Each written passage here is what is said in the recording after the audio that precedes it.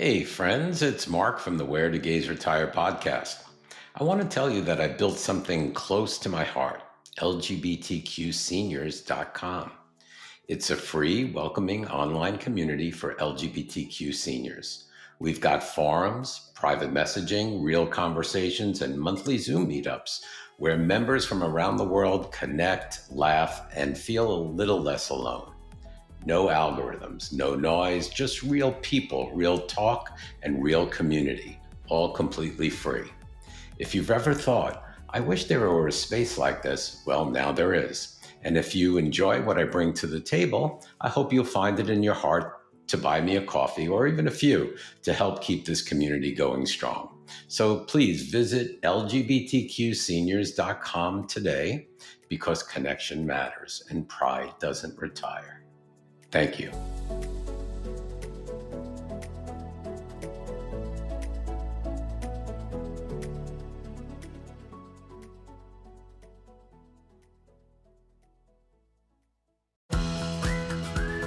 Welcome to the Where Do Gays Retire podcast, where we help you in the LGBTQ+ community find a safe and affordable retirement place. Join Mark Goldstein as he interviews others who live in gay-friendly places around the globe. Learn about the climate, cost of living, healthcare, crime and safety, and more. Now, here's your host, Mark Goldstein. And today we're going to be interviewing Joe Connolly and Terry Pochert. And they live at a place called Friendship Village in Tempe, Arizona. I've had the pleasure of meeting them and actually visiting the facility. Did a tour of the facility, and it's an independent / assisted living / memory care facility. It has everything. It's pretty high end, has quite a few restaurants. And let me introduce you to both of these gentlemen. Terry Pochert and Joe Connolly just celebrated 30 years together on July 4th. That was yesterday, and have been married for 17 years. Congratulations, guys. Yeah. In 2014, they filed a lawsuit to challenge the ban on same-sex marriage and won their case later that year. Their case was a footnote in the Obergefell decision in 2015 at the Supreme Court of the United States. Terry is a retired broadcast engineer from a Detroit-based TV station, and Joe is a retired technical writer in the aerospace industry. That's Joe, and that's Terry. Welcome, guys. Welcome to the podcast. Thank you so much for coming. Thank you. Appreciate it. All right. So let's get to some background. The origins of your move. What first drew you to Friendship Village 2 years ago, and why the independent living life plan community model? What attracted you guys to that? Well, we both knew that we're getting a little bit older, and we've gone through the phases of single family home to apartment living and to condo living, slowly downsizing. And then we had a real good friend who was living independently in their own home. And then about 15 years ago, 2008, we talked to her, and we decided to explore some independent living, and one of them was Friendship Village. And she ended up moving out of her single family home into Friendship Village. And then over the course of 5 to 10 years, we would have dinner, we would visit, we would go out to various restaurants, and we said, this place is pretty nice. So when it came time to us making the decision about the rest of our lives, where do we go? What do we want to do? We decided to follow her example and moving into Friendship Village. And we thought it was going to be hard because it's a different way of life from being independent. And we had to downsize. We had to get rid of furniture and boxes and do all sorts of stuff like that. But once we made the decision, it was kind of interesting. Both of us have commented to each other when we've gone on some short trips, well, it feels like home. Mm-hmm. So I think for us, making that transition to the CCRC kind of concept was good. Peter and I went on a tour. On your tour, on your very first tour, what were the little things? Any kind of policy, a smile from the staff? What told you that this might be considered your next home? I think we were so comfortable already because we had been here for years and years visiting Joan. We knew about the culture, we knew about the environment and the community. What I didn't really know was about the details. I didn't know the cost. I didn't know really very much about some of the nuances of it. And so when we got into the marketing department, they really stepped us through understanding how this all works. And as I relayed to you when we met here before, I'm not the finance person in the family. So the finance aspect really kind of wigged me out. And it really was Joan leading the way and showing us the way on how to do it. We followed her example. So we knew and we felt comfortable because she made the decision. And then the marketing team just filled in the details for us. Is that what you're looking for, I think? Yeah, yeah. And so you felt very comfortable when you did that tour. Yes. Did you ask any questions about whether you would be accepted as an LGBTQ, as a gay couple? Kind of very interesting. We never hid it. Ever since we talked to the marketing folks and anybody that we've ever contacted with, they knew we were a couple. And we really wanted to move into a community that was diverse and very mixed. We didn't necessarily want to move into a gay community or a straight community. So when we first came in, everybody was friendly. Even if maybe somebody has a different political leaning here, everything seemed to be accepting.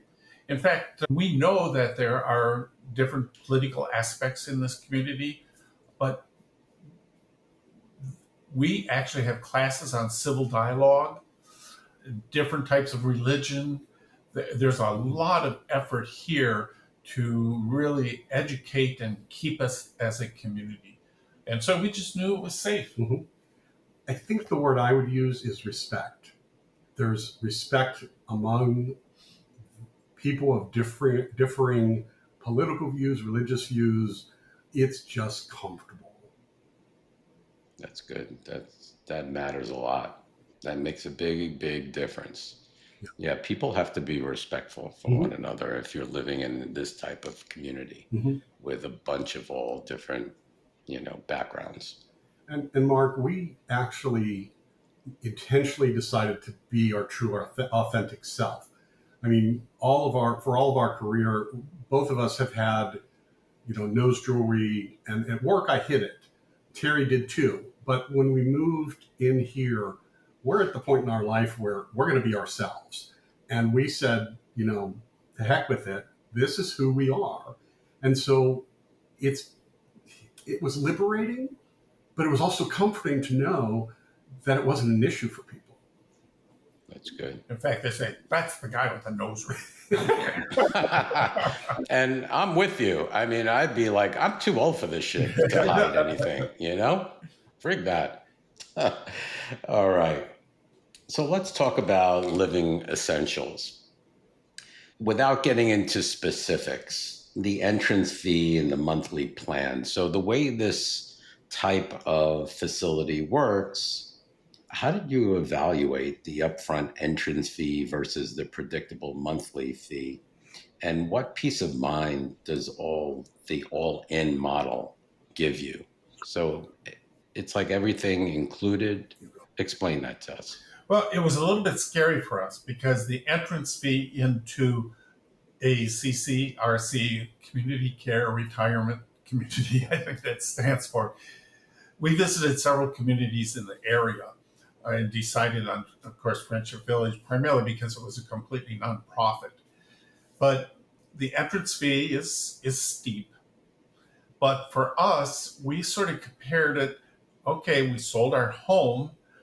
The profits that we got from selling our home was basically the entrance fee for us. And so that's probably true with a lot of couples. We can't really I really don't want to say this is what we paid, because Right. different people pay differently depending on whether they're in a casita, an apartment, the level, the higher the level in the apartment building, it's different fees. But it's basically the cost of your home moving in. And then there's a monthly fee, and we sort of said, oh, this monthly fee seems awfully high. But then a portion of that monthly fee is what we call dining dollars. They actually give us a food allowance that we would have been normally spending for food. And then we started adding up, okay, our monthly budget that we had in our regular condo. And it comes out to almost the same thing that we would have spent in our regular home, buying salt for the water softener. Pest control is no longer an issue. People coming and replacing the air filters for our furnace, that's not an issue anymore.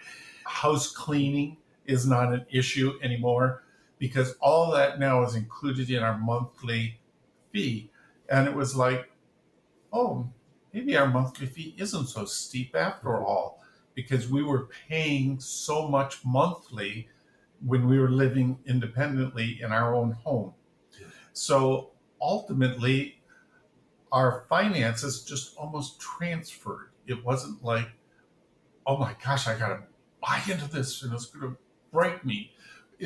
We just sort of moved into the concept of this CCRC.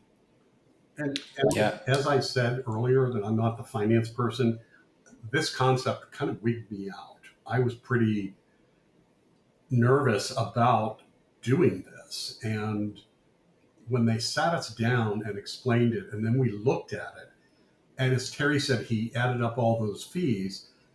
What we're paying is a little bit more than that. And what I view that additional amount as is really like a long-term care policy in a way that we're taken care of for the rest of our life. And that's a big deal when you think about it. So this gives us the flexibility to move from independent living to memory care or in assisted living and into the health center. So it's really amazing. So I took time to really adjust my thinking on that, and I'm really very fine with it now. Yeah, it's a big adjustment. Like when you first look at it from afar, you're like, wow, that's a big monthly fee. And then they give you a sheet to compare your monthly expenditures that you have now currently in your situation, and the monthly fee, whether it's included or not in that fee. And when we started looking at it and putting down, okay, we spend for electricity, we spend for gas, we spend for a cleaning person every 2 weeks, and you add all of those expenses up, and it's pretty eye-opening. It's like, holy shit, we spend that much a month, and it wasn't really far away from the monthly expense at Friendship Village, Absolutely correct. And which that I you was don't like, have wow, to actually worry about paying those bills, because now it's just included. included So in everything. as a person ages, it's the relief that we just know things are going to be taken care of. Yeah, so it seems like the only thing you really pay for is your cell service and internet service, right? That's correct. Yep. And is internet service also included? There's different levels. There's basic internet, which is included, but if you want a little bit higher speed or the ability to have Wi-Fi throughout the campus, we pay an additional fee for that. They call it Village Gold here, but even that's a luxury. You don't even need it if you don't want to pay for that extra speed. Got it. Got it. Okay. So you chose an apartment in the newest building. What drew you to that location, the floor plan, proximity to amenities, and how did you make it feel like it was yours? In fact, I visited your apartment. Thank you for your hospitality, and it's quite lovely. I mean, it's you wouldn't need anything, more than that. How did you choose that? And I would have chosen the same, by the way. How did we choose it? Well, we made the decision to move in here about the time that the building was announced. And so we got on the waiting list for the building. And then as it developed, we started looking at the floor plans. We selected a floor plan, and actually the original floor plan and apartment we chose was across the way from us. And we went back and forth, and we actually looked at where the sun is coming in, and where is it going to be hot on the patio. And so we strategically made the decision, and really at the last minute chose this unit because of certain things, being we get the morning sun but no afternoon sun. That's good. We like the location, we like the layout, and it just spoke to us. And then once we started the process of coming in, they allowed us to customize, and so we enhanced things in the apartment to make it ours.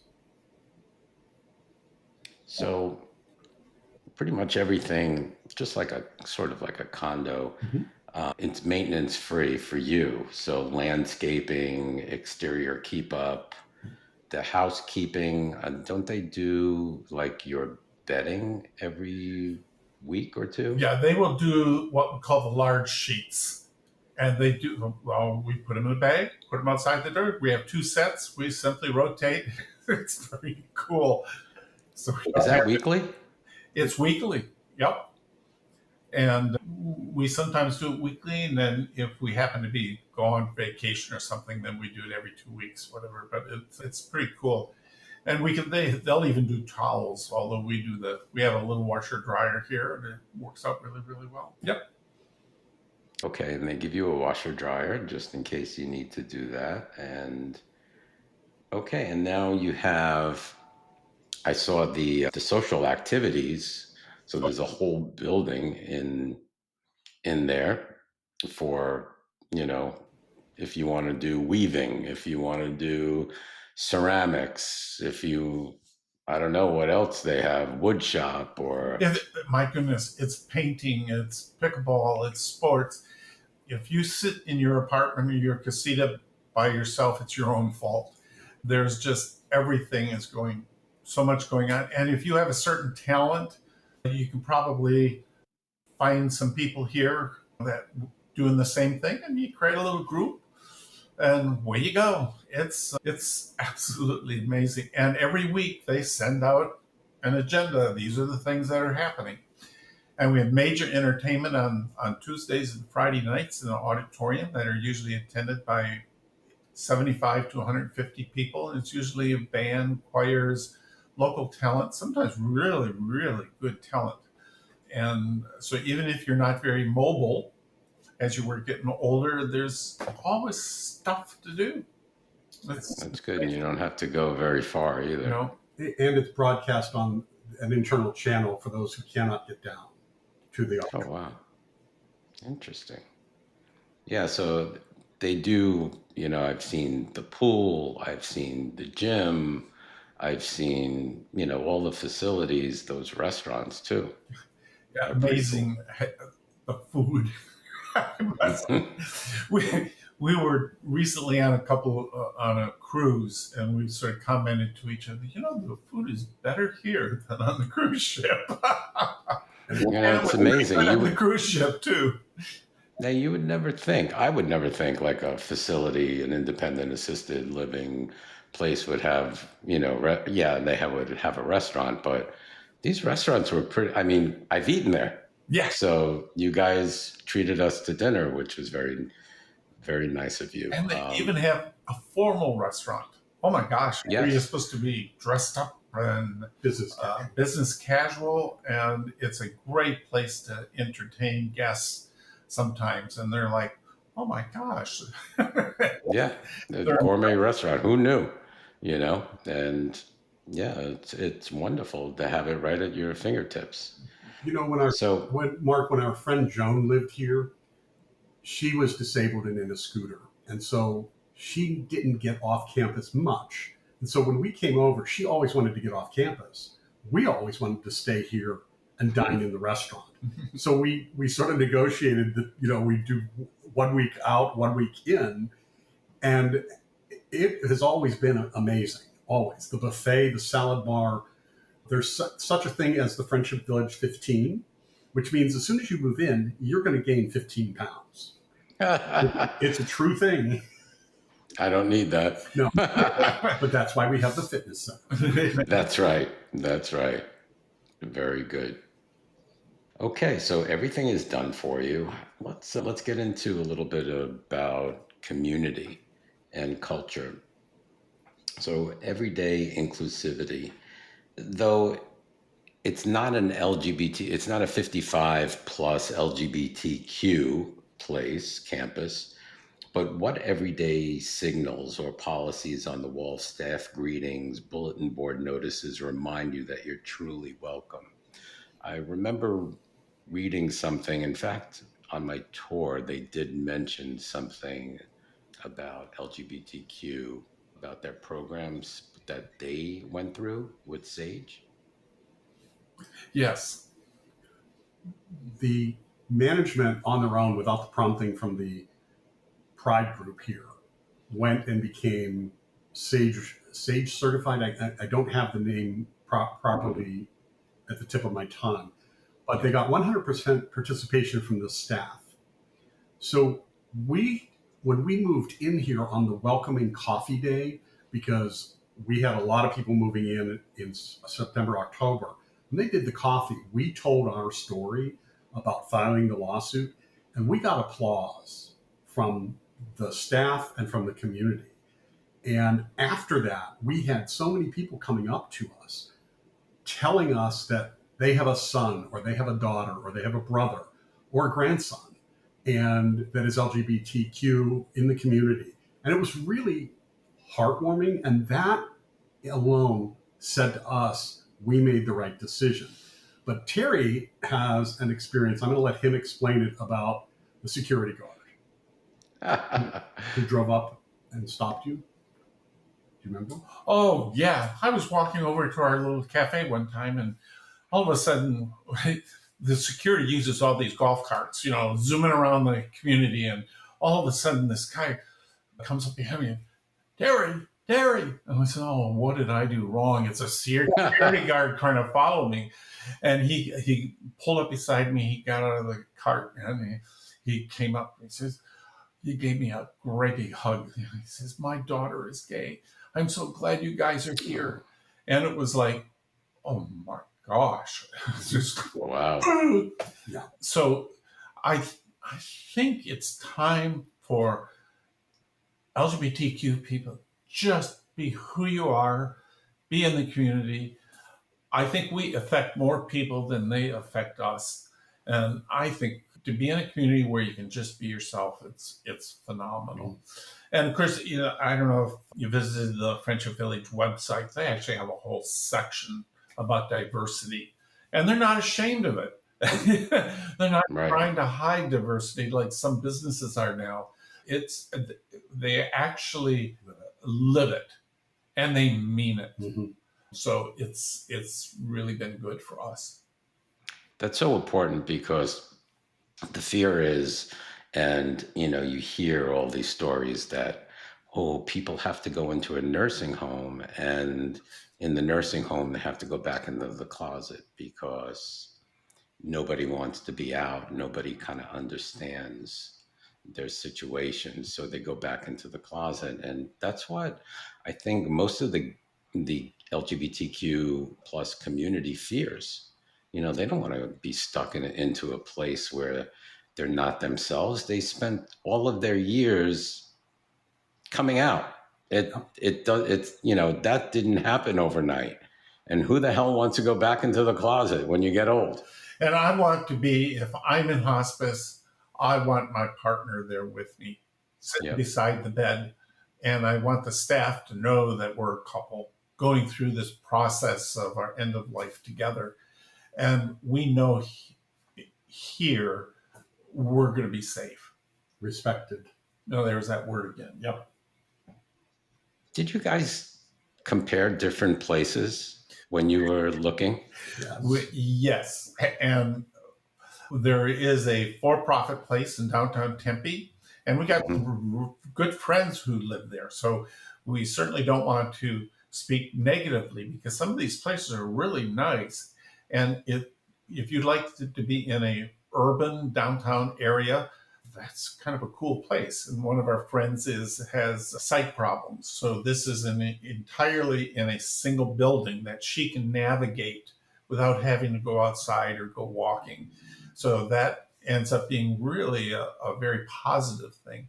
And then we visited in another community up north of Scottsdale. We went through the sales presentation and touring and stuff like that. And a nice facility. But then we came to Friendship Village, and all of a sudden there was people everywhere. People said hi. You know, they give you little name tags that says future resident or a guest visitor. And when they see the little name tag, all these people come up and say, "Are you guys going to move in? You know, are you on the waiting list?" You know, that kind of stuff. And so we knew this was the place for us.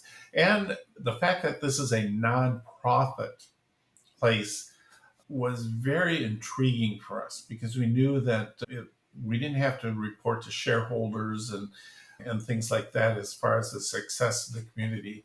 And there's new buildings going up all the time and improvements, and the budget is completely visible for us to review. There's long-range plans, 5 and 10-year plans for this community. We know that we're going to be here through the rest of our lives. It's viable.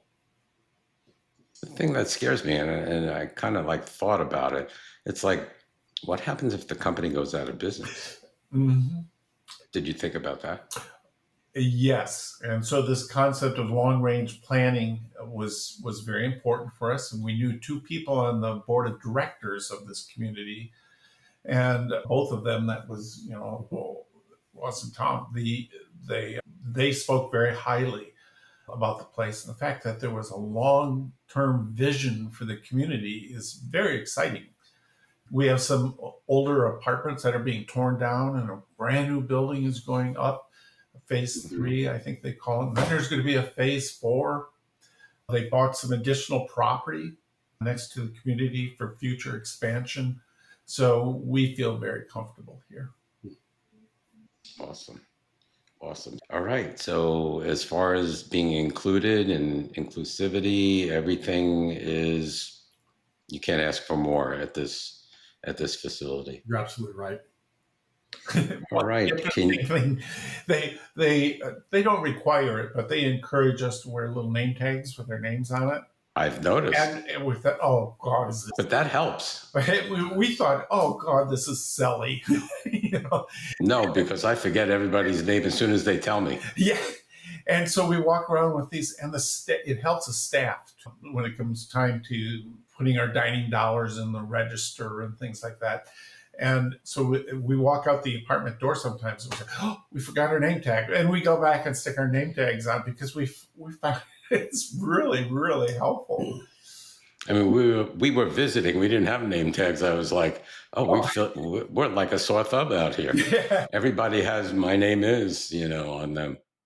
And you know what I like about it also? Walking around the hallways. By the way, in the building where these gentlemen live, they're beautiful, brand new hallways, and everyone has their names outside on their door, and they have these, like a little shelf outside their door with little tchotchkes. And you see some Pride tchotchkes out there, and, you know, whatever, and it's just very refreshing to walk around there and see that kind of stuff. And other neighbors decorate some of our stuff. So we have a permit outside, and frequently a pair of sunglasses will show up, you know, and we don't know who it's from. That's pretty funny. Okay. Can you share a specific moment when a neighbor or staff member went out of their way to support you as an LGBTQ couple? Boy, that's a tough one. It feels for me like it's just always it's there. It's natural. So Like it doesn't matter. I don't think there's ever been a specific incident because it's always that way. Well, Terry got hugged by a security guard. Yes. That's one. That's a good point. And people applauded when you told them the story. Yes. So that's another one. Yeah. And we were very fortunate too, just recently to be featured in the local newspaper front page even, that and a few people in the community seen that. And they came up and said, "Oh, we just seen you on the local paper." And that's kind of a new experience for us to have that, but to actually be recognized, somebody coming up to us, "Oh, we seen you on the paper." That was, they don't have to do that. I mean, also it was Pride Month. We got together and we had all sorts of stuff in some bookcases. So we were able to decorate several of the bookcases here that everybody walks past. So they see that, and it's all been just very, very positive. We have other neighbors that do put little pride Trotsky out their door. And we just don't have any issues. It's, so We feel safe. yeah, when you say specific incident, it's almost like it's every day. And we've had absolutely nothing negative. We're True. going on 2 years here. And even though we know some of our friends have completely different political, but we still sit in the cafe together and we chit chat and share breakfast. And it's positive. Right. Even when we're with people who have completely opposite political views. It's very interesting. It's refreshing in this current state of political discourse to be able to carry on that civil conversation and agree to disagree, and still respect and still want to have continued conversations with those people. Right. So that's pretty amazing. Yeah. At least that's how we feel. Mm-hmm. Actually, you guys are probably famous now because of that article. For 15 minutes. No, actually, the other night we were at dinner with two friends of ours, and then we went back to their place afterwards for cocktails, and we mentioned Friendship Village, and we mentioned meeting you guys and going to your place, and the way we just described it, they said, "Were they just in the paper?" And I was like, "Yep, front page," and it was quite some big article too. So yeah. Interesting story about the original lawsuit that we filed many, many years ago. We went to probably kind of a famous Chinese restaurant here called China Chili's here in Phoenix. Oh, we've been there. And the day that the lawsuit was actually settled, that was October 17th. He's got the date. And we were sitting there having dinner, and the next table was talking about the lawsuit. And we looked at each other and kind of giggled and said, "Should we introduce ourselves?" And it was fun to be at a restaurant and the neighboring table was talking about that lawsuit. And we looked at each other and said, "Well done." Yeah. And and they didn't recognize us. And that was okay. Okay. So outside formal clubs, how easy has it been to find fellow LGBTQ plus peers for casual coffee, evening cocktails, or meetups? And do you know, I mean, you said you have an LGBT club there, correct? Correct. Two weeks before we moved in, we were invited by a resident that looked at the community apps. 6 months before that, he looked at the community apps and he figured out we were a couple. So we started dialoguing, and he had us for dinner here. We had him to dinner at our place. And then when they formed the group, it started 2 weeks before we moved in. They invited us. So we came to the very first meeting in September of 2023. And it was interesting because I think a lot of people were nervous. We have people that are in various stages of being out. So we have people like us that are totally out. We have people that are sort of still coming out, and then people that are maybe some older people that are just, they've lived their lives a certain way and they're not comfortable. So we try to create an environment that is welcoming for all, but we also have a number of people that want to be allies. And so now that the group exists, most people that move in that are gay, lesbian, transgender, part of the alphabet there, they will come to the group, and that's how we meet them, is through the group. So did you have something? We meet once a month. They provide the facility. And when we meet, the village gives us water, tea, coffee, refreshments. And just recently, which is really exciting, they're starting to, we invite the employees. And so in some communities, sometimes you want the employees to be separate from the residents. Here, there's integration of the employees with the group. And wow, that's kind of exciting. And one of the employees are young. So all of a sudden, here's a couple of people that are like 25, 30 with the seniors. And wow, to be able to... But their understanding.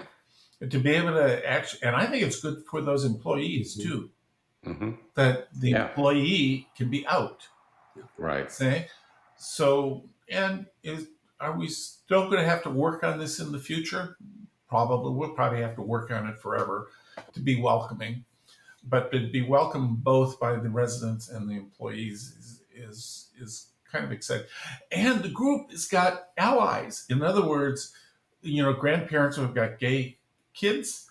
Mm-hmm. And so the mailing list is like, what? I think it's 44 people now. Yeah, on the mailing list. And that includes allies and the group. So it's just, and we meet once a month, and it's just been good. Mm-hmm. Great. And Mark, I want to add something to that. It's maybe a little bit off topic, but when discussing the employees, this is something I didn't expect, and I don't think Terry expected when we moved in. We have really developed attachments to the employees. We see them every day. They're in a way part of this family, gay or straight. So I have to tell you, when we lose an employee that they move on, we miss them. And of course, in all those cases, they're an employee of Friendship Village. We really shouldn't know the details unless they choose to share that. But it's still sad because there's people that have left that was like, where'd they go? Your friends. Yeah, they really are amazing people and welcoming. I mean, it's just, and so we do have a little bit of heartache when we realize that someone is leaving. So we have a catering manager that is a member of the community in Metro Phoenix, and we are losing him. And I think all of us are sad, community-wise, we're sad because he's a really good guy. So yeah, but we're wishing him in his new job good future. So that's good. Interesting thing too is we have a server in our little restaurant that's on the roof. I think where you guys ate, and she's going to school to be nursing. And Friendship Village has scholarship fund, helps pay the tuition. Wow, and in one incident, there was a person that was in food services, went to school for nursing, end up now being a full-blown registered nurse in the healthcare center. Can you imagine starting in dining services and wanting to stay all the way through as a professional nurse now in the healthcare center in the same community facility? Yeah, that's inspiring. Mm-hmm. It sure is. It says something for the community. Mm-hmm. It does. It sure does. Awesome. All right, let's get to one of my favorite subjects, dining Oh, and culinary experiences. oh, So you have options like the Fireside Restaurant, right? That's the fine dining one. yes. The Courtyard Buffet, which is a casual, but it's a buffet nonetheless. You can take as much as you All want. you can eat, Well, you including could ice eat cream. ice cream. Oh, that's where you get the 15 pounds. And then there's the Village Cafe. Is Uh-huh. that where we ate? You ate on the restaurant on the roof, which would have been Starfire. That would be Starfire. casual Okay. dining, and the Okay. cafe is And they have a bistro style cafe, yeah, right? exactly. Village Cafe. And how do you decide where to eat? And tell us about the credits that they give you for food credits. Sometimes it's very hard to decide.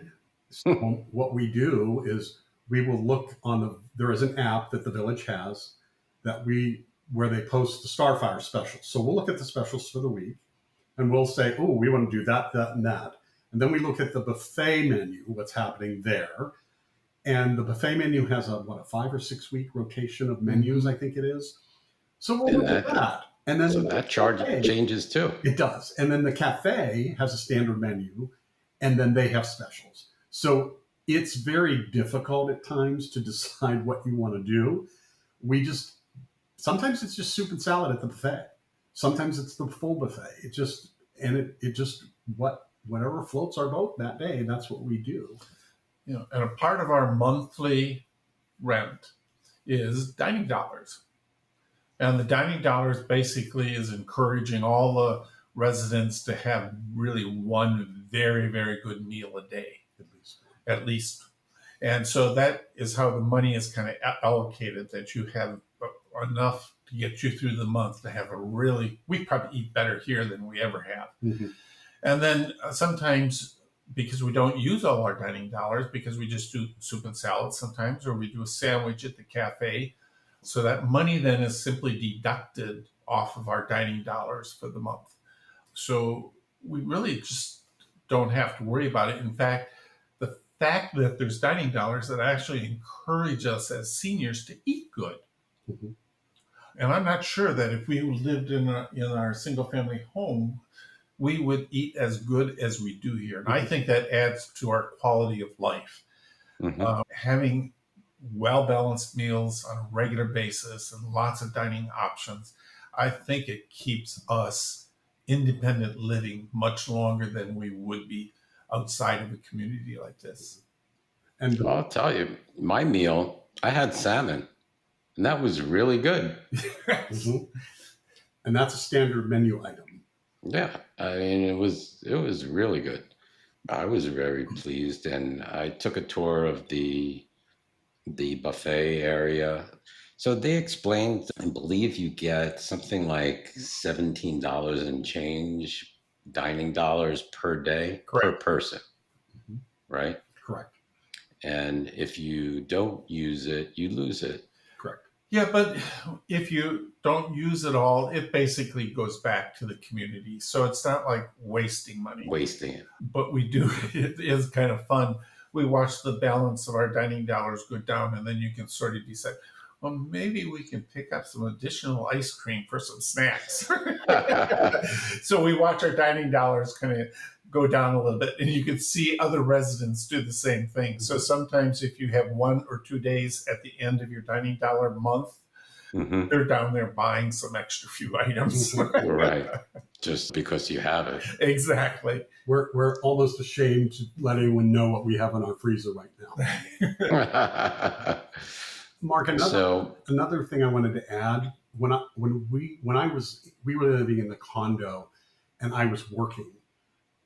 One thing we did religiously, Saturday morning was our time.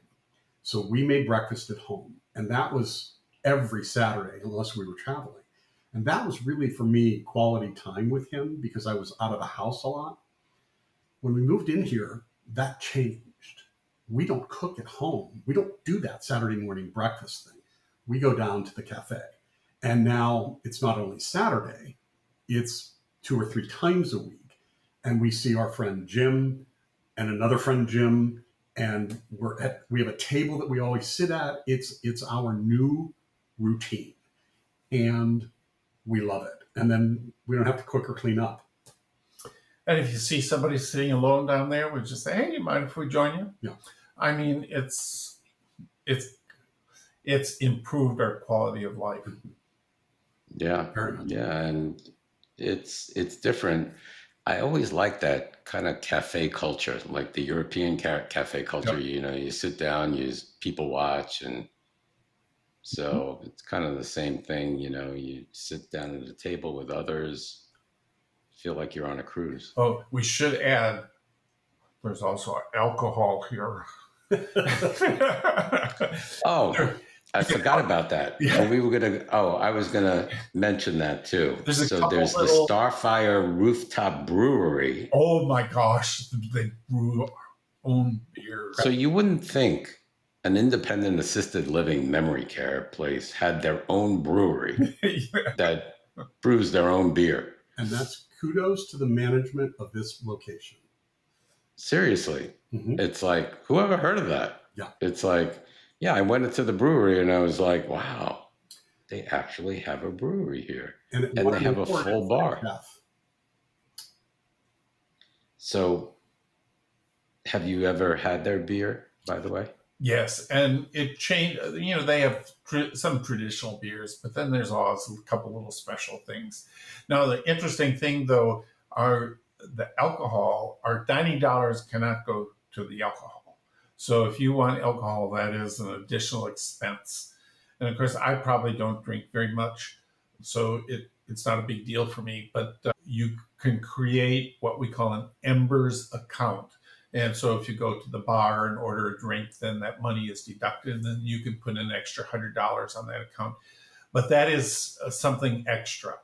And of course, I agree with that because there's a lot of people who don't drink. So why should that be a part of your dining dollars? Right. Plus, who wants to drink away your dining dollars when they're supposed to be for nutrition? Very, very good point. You know, there could be people there that, I'll drink to that and I won't eat, you know, and then their dining dollars dwindled because they've drunken it. Yeah. And the cost of the drinks is very reasonable. Yeah, I mean, so- they'll make Yeah, pretty much Didn't I have a martini? I'm sorry? I thought I had a martini there. And what was it? $6? Seven, I think. $7. It's Yeah. better than $22 Mm-hmm. when you go out. Exactly. And it was. And they do have two separate areas too, that like little mini bars. One we call Del Fuego, which is kind of a little sports bar. They have a couple TV sets in it and a couple games. And they have another one called Embers, which is very quiet. You sit and have a drink and you chit chat with people in. So it's kind of like a little mini bar, and that's very nice sometimes. Sometimes I'll have a drink or a beer or even a Coke, and you just sit there in a nice calm environment, almost as if you went out to a bar somewhere.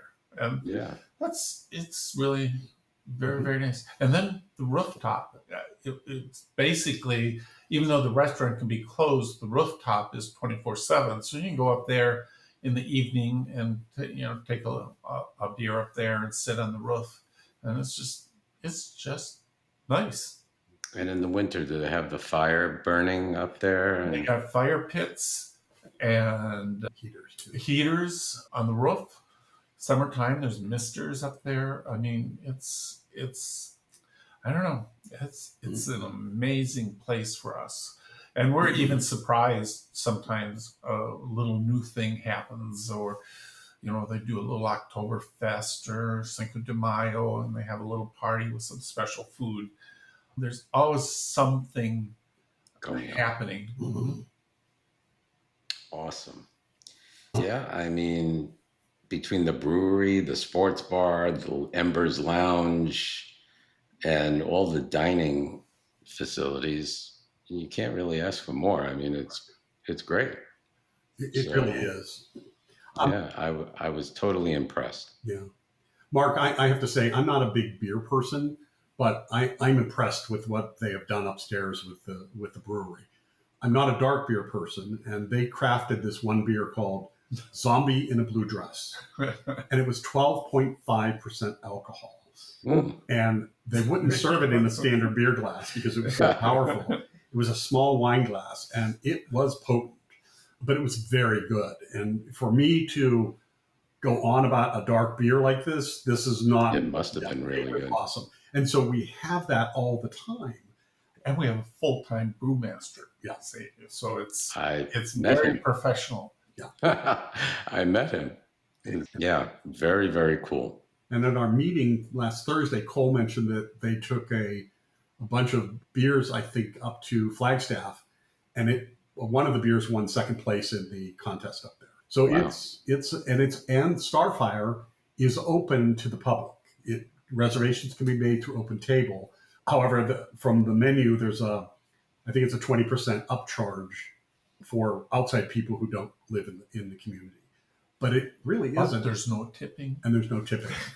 No tipping. That's a new thing. In anywhere in the community, No tipping. even the housekeeper, there's no tipping.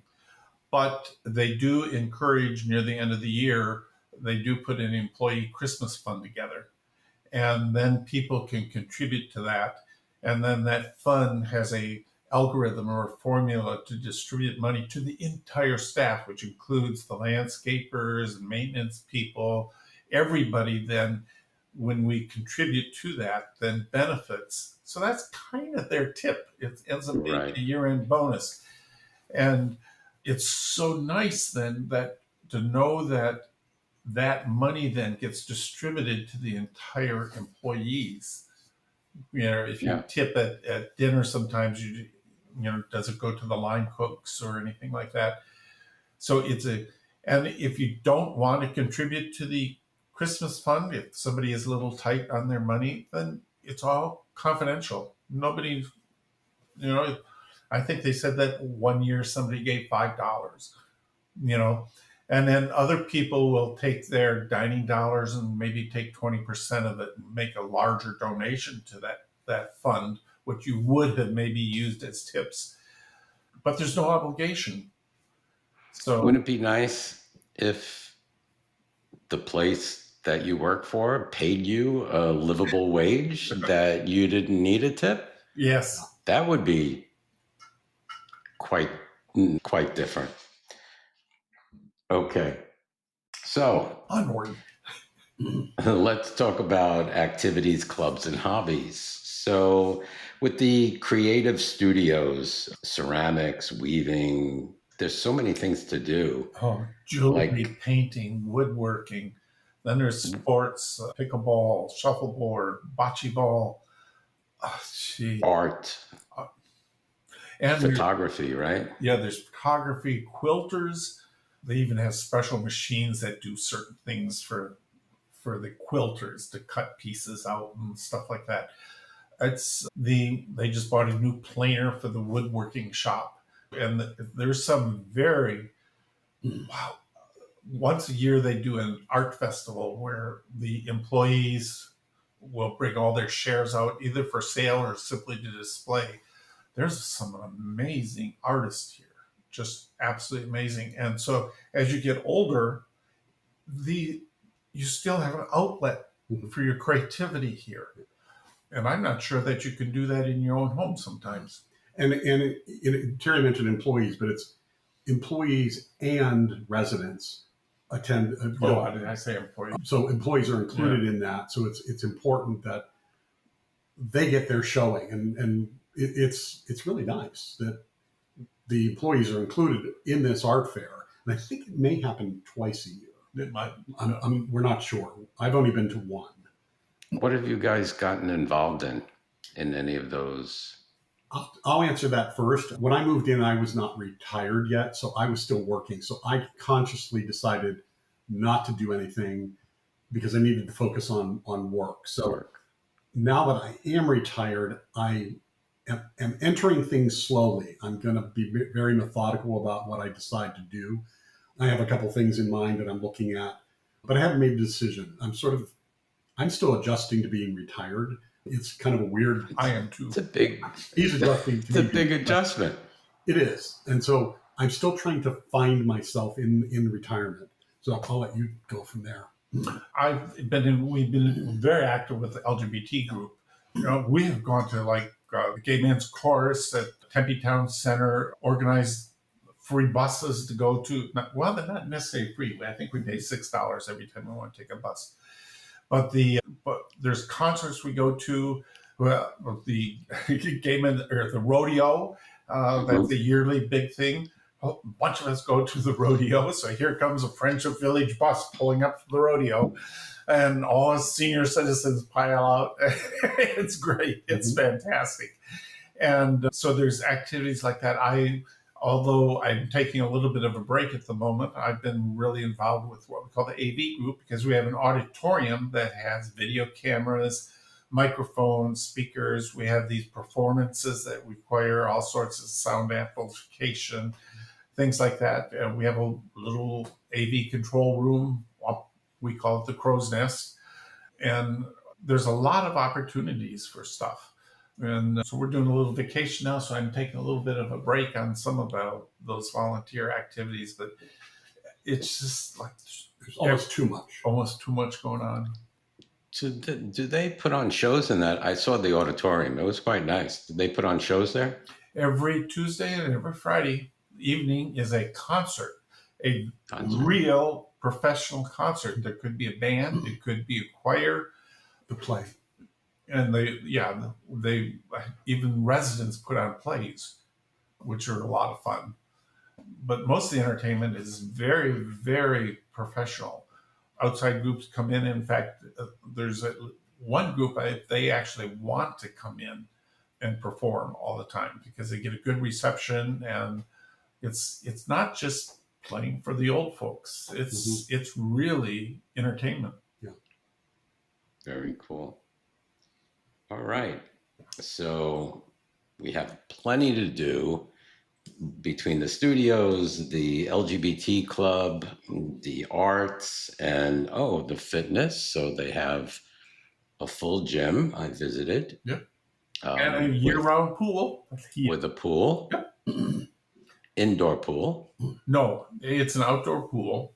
Is it outdoor? Yeah, it's outdoor, but it's half of it's under canopy, shaded.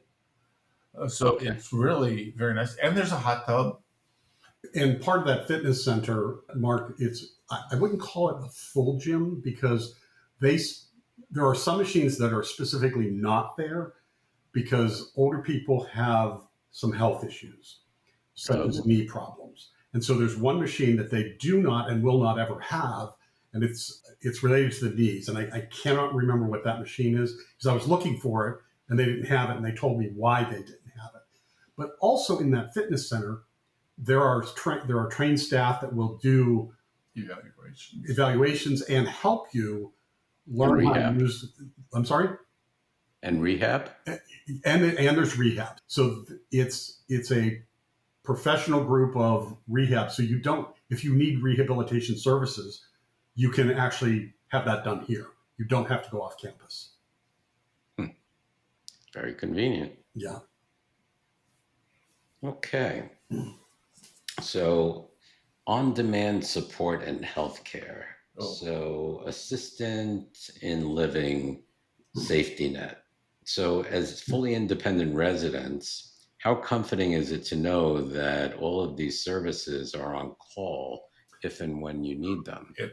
And you want to tell us a little bit about that? We're in independent living right now, but we still have to, every day, we got to push a little button on the wall.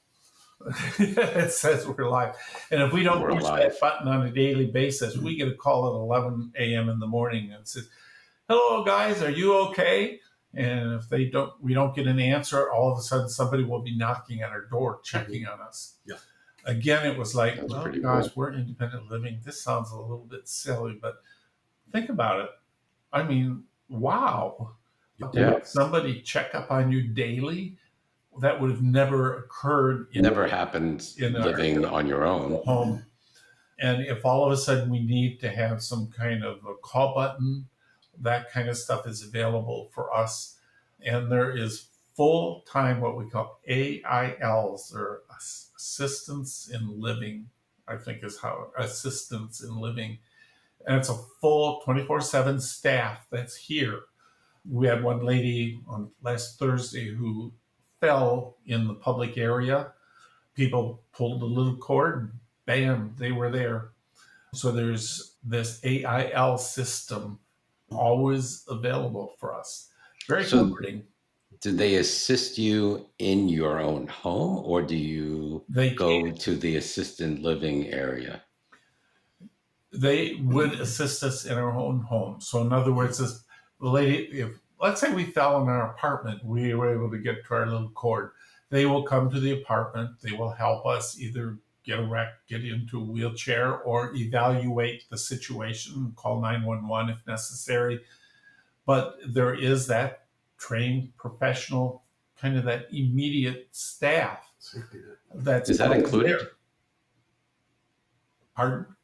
Is that included Yes. in everything? The AILs are included, but there are some functions that they perform that may be additional costs. So we have one friend that I think, or is it the housekeeping staff that makes his bed? That's not the AILs, isn't it? It's the AILs, but they coordinate with the housekeeping. Yeah. So I will tell you my story. So when we moved in here 2 years ago. Last year I had surgery. And when I had the surgery and they discharged me from the hospital, as they were getting ready to discharge me, I wasn't comfortable coming home because I had a catheter. So I forced the issue to make them discharge me to the health center, which is on the corner outside of the main complex. I didn't feel confident, even though Terry would have been there for me. I felt unsteady, and I really was not ready to go back to the apartment. So I went there. On my surgery was Monday. I was sent there Tuesday. By Wednesday, I had that confidence because of the staff. And the experience there was comforting. To know that I can go there and be in a room that Terry can walk over to or take a tram over and visit me, but still have, I think I had unskilled nursing in that case. It was just someone making sure that I was okay, doing okay. And then when I got home on that Thursday, when they discharged me from the health center, I was still having issues with the catheter and I had some blood. And so we called the AIL, and the one guy from the team came over and he looked at it and he said, "It's okay." And that was so comforting. I can't tell you how important it was that I didn't have to call a doctor and I didn't have to go someplace for someone to tell me, "Yeah, that's normal." And now on top of it, we have an on-site clinic run by a company called Corona Health. And if I have a sinus infection or something, I can go downstairs. I don't have to leave campus. So there's this amazing medical safety net, I feel, here. And then, frankly, we're right next to a hospital. So the location is amazing. What hospital is Banner Desert. Banner Desert. Okay. I think I've been there. Yeah. Well, I have. but, I'm a resident or visitor. but no. So great story, because catheters are very scary, especially when you've never had one in your whole life. And they say, okay, now you got to have a catheter in for a week. You're like, or 2 weeks, whatever it might be. And you see blood and you're like, oh my God, am I dying? Is it in right? Is it coming out? Is it okay? And just to have that comfort and peace of mind of having a professional or somebody there that's going to look at it and say, you're fine. Yeah. So that alone, because we were calling the doctor, is this is this right? Should I come back? Should you check it out? Is it still bleeding? Blah, blah, blah. You just, it's not an everyday thing. You have a catheter put in. And I So loved my primary care physician who was off campus. But once we got here and learned that they had the on-site clinic, I switched. I mean, I really loved my primary care physician. He was a great guy, is a great guy. But the convenience of this is just so phenomenal. Yeah. So do you get different people, different doctors all the time? We have one primary doctor that is on staff, and I think she's in 1 day a week, but we have physician's assistants. I think there's 2 physician's assistants. So for me, I don't necessarily care if I see the doctor or the physician's assistant. They're all skilled. They all know their stuff. And I feel very comfortable with all of them. So I don't really care if I see the doctor. But I think once maybe in a year, I think you do. Like for an annual physical. Yeah, I think you do have to see. And it's a great staff. So Yeah, can't ask for more convenience, Yeah. It's right there. Yeah, it's sort of having our own little urgent care right Yeah, here. So, right on premise. and they can write prescriptions and do all that kind of stuff. And where I use it as my primary care place for medical, Terry gets most of his medical through the VA. So he uses it as urgent care. Now, do you pay any additional for the physicians, or is that charged like on Medicare? That would be treated like having your regular PCP here on site. So if you've got Medicare, United Health, that kind of stuff, they'll all work through that kind of insurance. So that level is kind of beyond the AIL, the assistance in living, which is a part of the system. And then we have our little PCP clinic, which is kind of cool to have that on site. So if you go, let's say you need assisted living or you need to go to the health place, all of that is the same price? It's all included, or do they charge Medicare for anything? Well, there's a few little things. If you have to move to assistance in living, the state requires 2 meals a day. So I'd like to mention that $17. So you might be charged for an additional meal. If you go to the healthcare center, the state of Arizona requires 3 meals a day. So you end up having to pay extra for those additional meals. But because we moved in with what we call a life care contract, it's just everything is taken care of for us. So we'll have those little incidental expenses. I'm thinking like some tubing or some nursing supplies, we might have to pay extra for something like that. But it's just all a part of the system. And if we have questions, we pick up the phone and ask, is this covered? Can you help me file my insurance? Both of us have long-term care policies, and you really don't need a long-term care policy to move in to a system like this, but it's going to allow us to stay in independent living a lot longer because we can hire somebody to actually come into our independent living apartment and take care of some of our needs. So it's going to allow us to stay in the apartment probably a little longer than some other residents, but that's kind of icing on the cake for us. Our friend, I'm sorry, go ahead, Mark. No, go ahead. We took a little cue from our friend Joan that lived here. She had long-term care, and she never moved into assisted living in her final days. She stayed right in her apartment. She then started having some medical issues, went to the hospital, and then she went into the healthcare center, and then eventually they moved her into hospice. So she really lived independently in her wheelchair. So she had someone coming in the morning and at night. And so we learned a lot from her in terms of that. And so we've decided that that's what we're going to do. Now, one of the deciding factors, I think, for us, we looked at another facility that they asked us about long-term care, and they said, don't get rid of that. And we were a little curious about why they said that. And it boiled down to is if one of us went into, let's say, assisted living in that facility, they would start charging our long-term care, and then the other person would continue to pay the monthly fee in the apartment. Friendship Village is different. So when you go over to the assisted living, you pay that maybe $350 more a month for the food. Friendship Village doesn't charge your long-term care policy, but what they do is help the person in the apartment that's not in the assisted living fill out the paperwork, and that money comes back to the person in the apartment, and it sort of subsidizes the person that's in the apartment. So many people have given up their long-term care policies. We have one friend that is in assisted living now, and she gave it up when she moved in. And so we just have made that decision that we want to keep it like Joan did for the rest of our lives. It kind of, for us, it's kind of like icing on the cake. Because Right. we paid into the long-term care policies for 10, 15 For years. so many years. We're not going to just cancel it. Yeah. So we Right. decided to keep that. Yeah, but I'm thinking for myself, like for a couple like us, we don't have long-term care.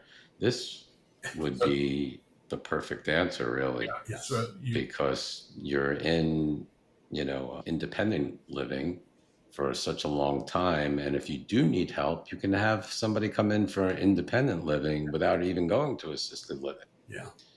And I'm trying to think, tell me, if you go into assisted living, that's in a different building, right? correct. And We call it, in do- our case, it's called nun and camp. Do you get like a room, or do you Yeah. get, You will get in it's like a hospital room? It might be a little bit smaller, but then when you're in assisted living, your prescriptions are monitored. They make sure you take your pills correctly. They make sure that you have at least those 2 meals a day. The apartment is inspected or cleaned a little bit more regularly if you need it. It's an apartment, It's an apartment, but it'll but be like a really small apartment. I'm trying to, there. Some of the apartments are like studios, but yeah, and there'll be 1-bedroom type apartments. It's scaled down, and then the bathroom is much more designed for assisted living, from better handrails, different kind of toilet. The shower is designed a little bit differently, but it's basically the staff. So then you have staff in that concept 24/7 with you all the time. So it's even if you have to go to assisted living, you're still in a comfortable place. And what's so nice is if I go into assisted living and Joe is still independent, it's just like walking distance. So you're constantly visiting, and you're not trapped. It's not like jail.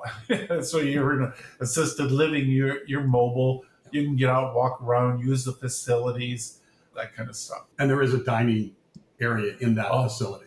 It's another dining area. More food. so is it possible to go into assisted living for a short period of time and then come back to independent? Does that happen? Yes, that's true, but it's generally the next step in a person's life. So most of the people have then, if you go to assisted living, most likely you're going to stay there. Okay. So it's kind of that next step. But yes, there's people that have gone to assisted living and come back. So there's actually a person in your place 24/7 with you? Oh, no. The staff at the assisted living is 24/7 in their own offices. Okay, But so there's it's always private. somebody It's still private. Oh, yes, it's completely private. You have a little patio, everything. All the apartments do. Okay. Yeah, it's just a higher level of monitoring. Care. Higher level of care. And then after that, it's memory care, right? If you need it. Not everybody needs memory care, but then you might go into the healthcare center where if you're more bedridden. And then, believe it or not, the hospice area is right here as well. Wow. So if you're in hospice for a month, 2 months, Joe can be coming and visiting me. It just takes a little walk over For a tram. or tram. So it's just nice to have everything combined. Right. Then there's some people that go into a nursing home that need hospice. All of a sudden, the hospice is 15 miles away somewhere. Everything is just here. Yeah. Sounds really good. All right. So let's see. So let's talk about social connections and off-campus life. Third place hangouts. Phoenix has a few gay bars. Yes. So do you have like trips to gay bars or? There's a group called Prime Timers. Yes. There's a group called Romeos that not necessarily gay. It's a retired old men eating out. But yes, the Prime Timers are a gay group, not necessarily from Friendship Village, but there are many people Right. from Friendship Village that are part of that group. And they go to the various bars in the area on Friday nights. Yeah. So that's pretty cool. We also, something really interesting, this would be true not just because of Friendship Village, but we participate in something that Valley Metro has called Ride Choice. We can ride anywhere in Maricopa County for $3 using one of 6 services, which include Lyft and Uber. Wow. And if you're in a wheelchair, they will have a special van come and pick you up. So it's $3. If your doctor happens to be up in Scottsdale, you go and you call, you get your Lyft ride, and it's just $3. You have to Now, this is- register with the Valley Metro for it. They give you an account, and it's an amazing service that anybody in a retirement community should take advantage of. Now, we live in Tempe because Tempe helps subsidize that. Not all cities will subsidize that, but Tempe is good. And it wonder if works Phoenix with the Valley does. Metro system called Ride What's it called? Choice. Ride Choice. You go to valleymetro.gov or .com, I'm not sure. Or search for Ride Choice, and it gives you all the cities that participate. I'm going to check it out because Phoenix should participate, and I'm of that age. Yep. Yeah. So a lift for $3 anywhere in Maricopa County? Yep. So Can't beat it. we took a lift to the airport from here, and it was $45 one For time this, yeah. before we learned about it. And when we learned about this, it's $3. I mean, and you take up to 3 people per trip. Wow. So we put money on account, or you can use a credit card on account. Yeah. Where I'm coming full circle about this is that you asked the question about third place hangouts. So this gives you the choice to go out and go to the Mesa or Tempe Arts Center very inexpensively. You don't have to drive. You can go meet your friends off campus at a bar, and you don't have to worry about drinking and driving. So we do not have really, other than the kind of the gay bars in Phoenix, third place hangouts. I think we've gone to one bar through meeting some people with our church. But yeah, so it's an amazing kind of place and ability to have that option to get us to those third place hangouts. Thanks for letting me know that. I think you mentioned that when we met, but I just wrote it down, and I'm definitely going to check that out, see if Phoenix has that. Because If Phoenix does, that's a great service. Oh, yeah. And do you have to wait longer for a ride? Yeah, the biggest difference is you've got to physically call them to reserve the ride, and they send you a text link to the phone, which opens up the Lyft app. So you can follow the car coming in, the driver's name and the color of the car and the license plate number. So other than you can't reserve it on your cell phone, but the result of the phone call is all like you're on a regular Lyft app. The same thing. Mm-hmm. And the one thing I want to this may segue into your next question, I think, is I don't want it to sound like we're on our own for transportation. At Friendship Village, we have buses, and there's regular bus routes that take people on certain days to Costco or Walmart or Sam's Club, or there's actually a route that it travels that you can get on and get off, and You can also, I think, schedule things as well. It's a very interesting tool. And our friend Joan that we mentioned earlier, being disabled, she took advantage and learned how to use this system.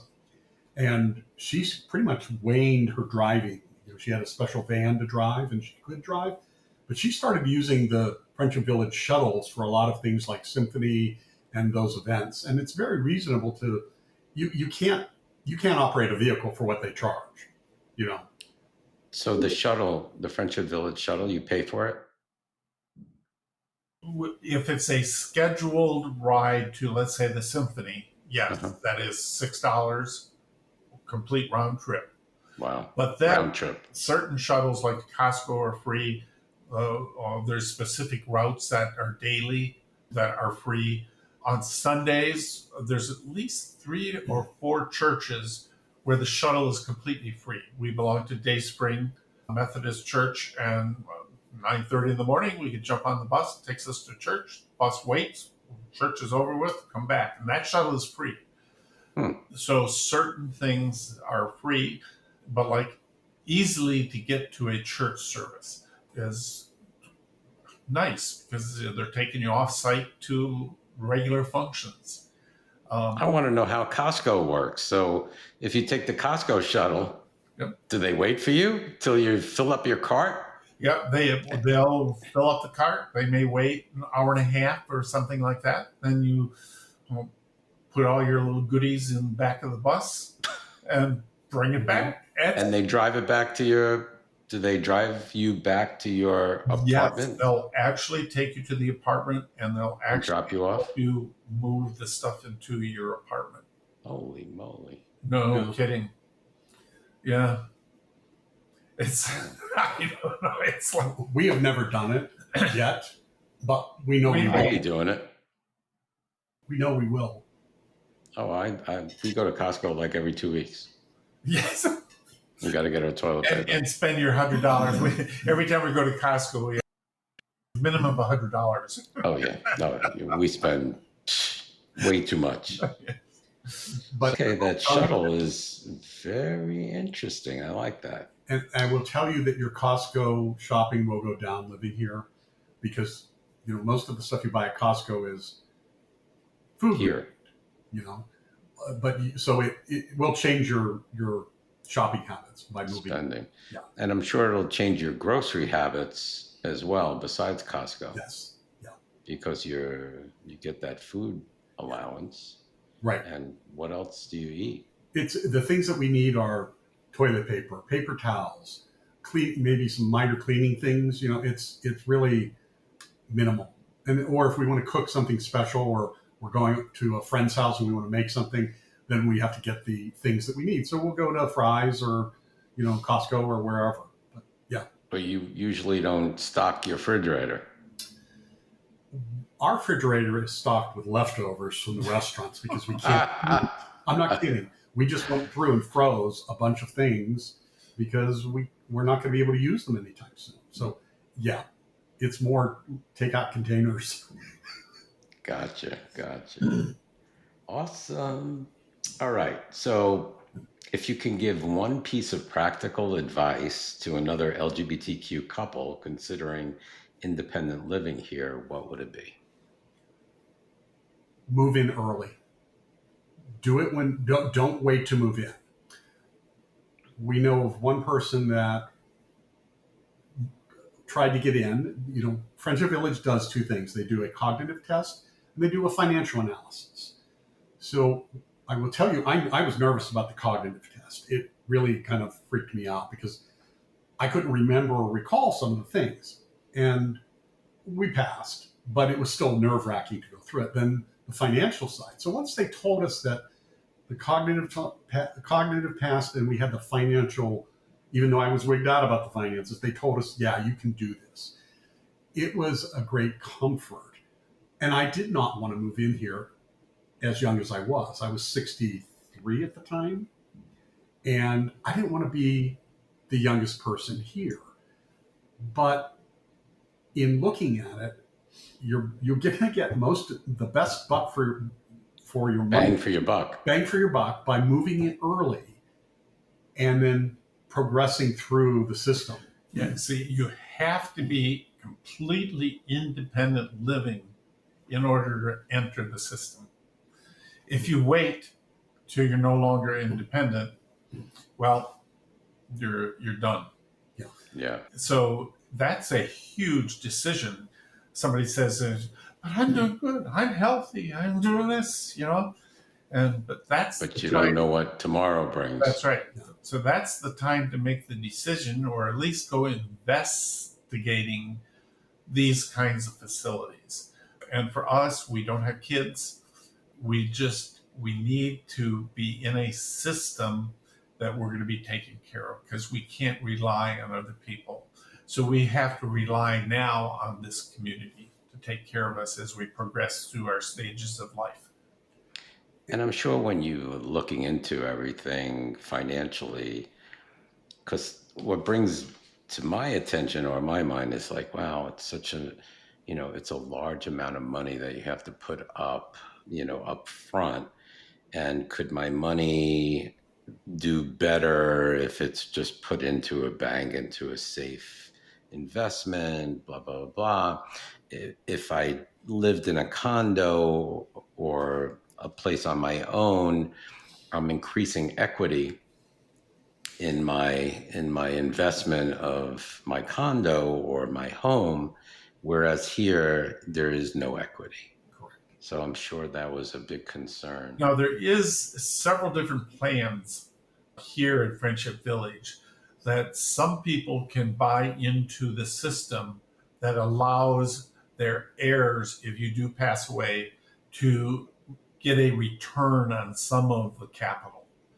We decided, because we don't have any heirs or that need financial support after we die, that gave us a little bit of a break on our initial investment into the system. Right, it's So lower. that's why it's such a good idea, if somebody's interested in a community like this, is to go talk to the marketing people and get the full scoop. Right, Do it before you need it. Yes. right. Even if you don't decide to move in, at least you got the facts. Yep. And so for a person like me and my husband, we're kind of like, I'm not going to say nomads, because we've moved quite a bit, quite a few times. But once you buy into a place such as Friendship Village, that's it. Mhm. You're not going anywhere. Correct. Yeah. So you have to really decide, Yeah, it's a big decision. this is your place. And Mark, there are people here that still maintain homes, like up north in Flagstaff or Prescott. And we talked to one couple that they've just decided to sell their Prescott home, and I think they're going to use that to fund their travel. The other point that I want to make about the community is, once you do get that financial approval, you are here for life. Let's say that through no fault of your own, your investments tank and you can no longer afford that Even monthly fee. You stay here for life, and they do not take, at least my understanding, they do not take your Social Security. So it is a very compassionate way of operating, and that concerned me when I heard that. And I said to them, I asked the question, how many times has that happened in the course of Friendship Village, which it's 47 years, I think, 48 years maybe by now. And the response was about 4. So I can't think of a more compassionate way for end of life if something bad happens to your finances. I think most people here have the wherewithal to manage their finances, or if they're into a memory issue, a family member to manage that. This was big for me. And yes, it is a commitment. You're here for the rest of your life. Yep. Now, if you buy in and you decide you do not like it, there is a 1-year escape clause. And what happens is, let's say they customize the unit, you move in, you don't like it, you move out. You will have to wait to get your money back until that unit is leased, until the new money comes in. And it's only fair, right? In my opinion. Right, but I'm sure it's going to be released There's 132 pretty people on the quick. waiting list. Yeah. So. Yeah, But because they there's do a year waiting list. Yeah, they do renovate the units. I mean, we had one guy who actually exercised the clause, and his apartment was very beautiful, we understand, but the person coming in didn't like the paint. So they had to redo it, and it took time for him to get his money back. And he had issues related to diet that he just could not see himself long term here. And that's okay. And sometimes that happens. Or someone else has left for another reason, and I don't remember the specifics. So it's a possibility you might not like it here, but it's rare, in my opinion. And they do have that escape provision. Exactly. Within the first year. And I'll bet, I can't say this for certain, but I'll bet if you were in the second or third year, they would probably still work and, work with you or negotiate some resolution. And then I also want to explain about the buy-in. So when we were selling our condo, it was crickets. We had nobody. We put it on the market preview June, July, August, September, no one looking at our condo. And we decided that we wanted to move in, and Friendship Village offers what's called a bridge loan. And that bridge loan, as long as our unit was on the market, they allowed us to move in, and then once the condo sold, we then anteed up the rest of the money.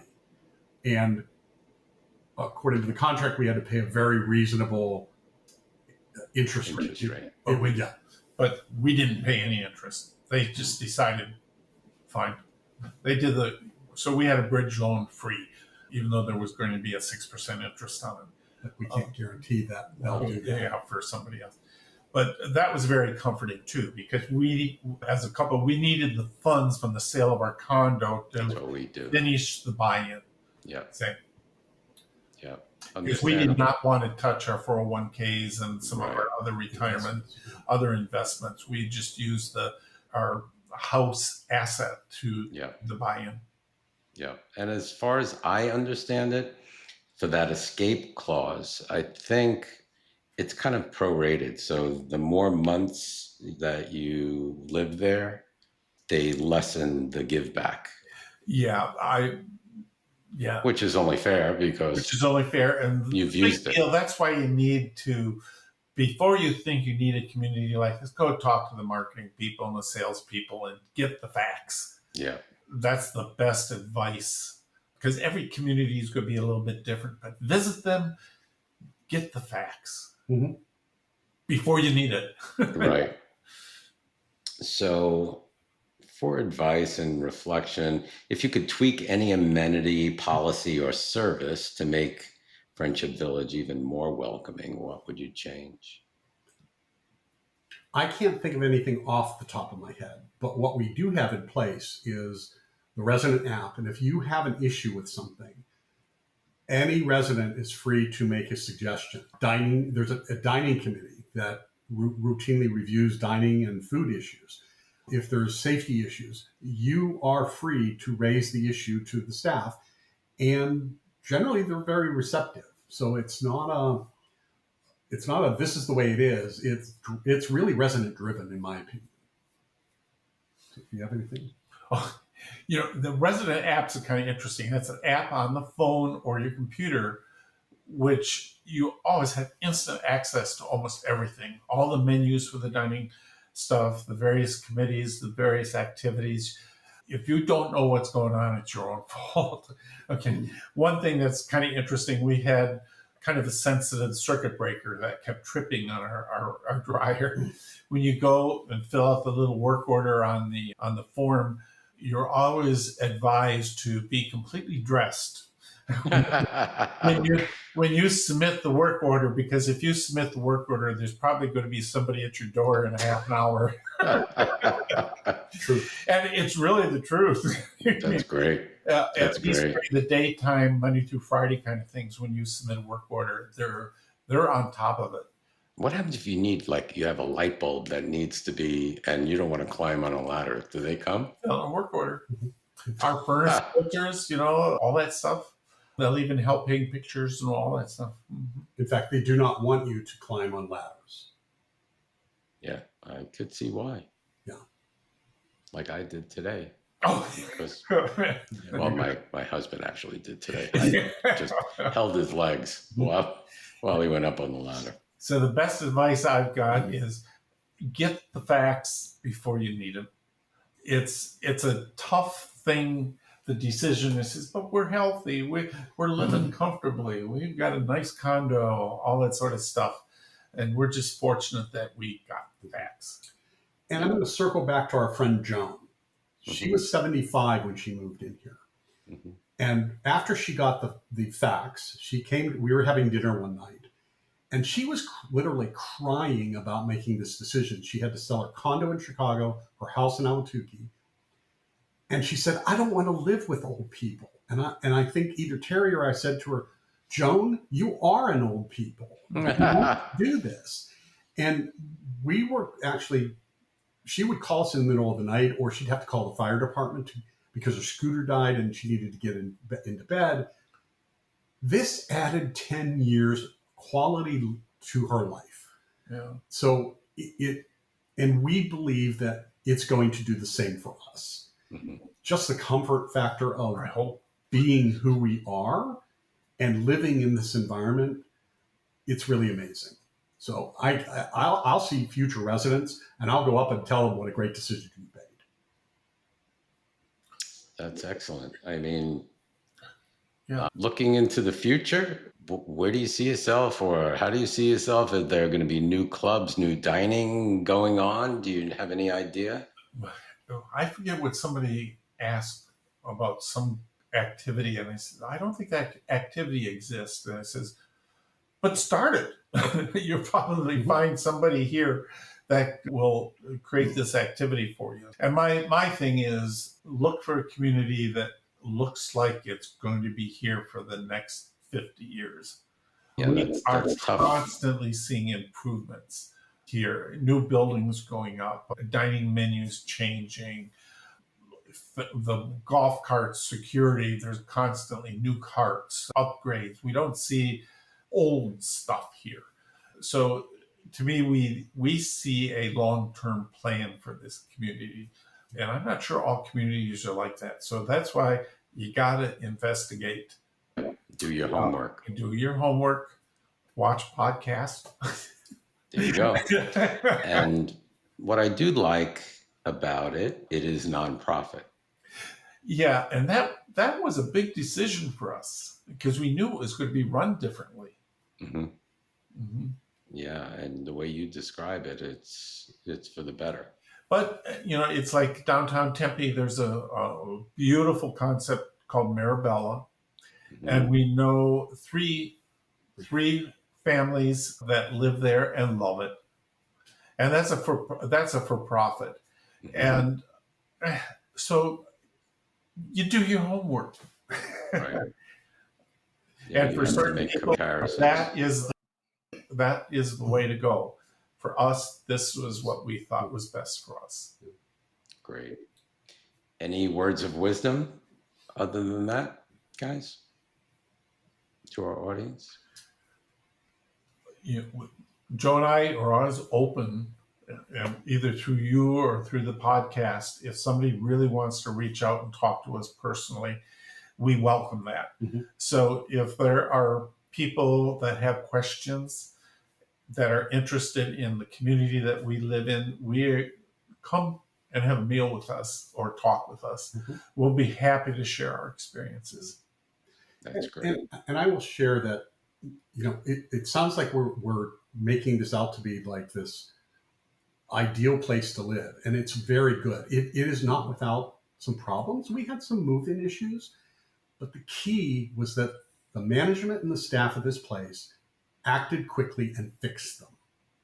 And the responsiveness of the management and the staff is phenomenal. And it's just, it's been a great experience. And at this point in our life, we want to be comfortable. We want to be ourselves, and we are.